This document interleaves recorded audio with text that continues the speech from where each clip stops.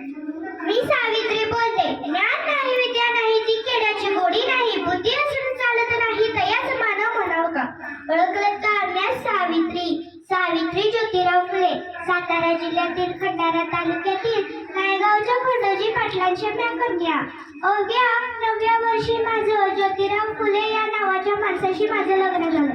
पण हळूहळू मला कळायला लागलं की ज्या माणसाशी माझं लग्न झालंय तो माणूस काही साधा सुद्धा माणूस नाही, जगाला ऊर्जा देणारा एक क्रांती सूर्यच आहे.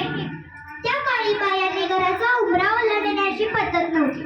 बायांच्या जातीला आपण बरं, आपलं घर बरं आणि घरातली माणसं. स्त्री पुरुष उच्च नीचाला भेदभाव नव्हता. पण या सर्वांवर एकच उपाय होता, तो म्हणजे शिक्षण. शिक्षणासाठीची स्फूर्त ज्योतिरावांच्या मनात होती. एक दिवशी ज्योतिराव फुले शिक्षणाचा प्रसार करत असताना फराद नावाचा ब्रिटिश मॅडम त्यांना म्हणाल्या, मिस्टर फुले, तुम्हाला शिक्षणाचा प्रसार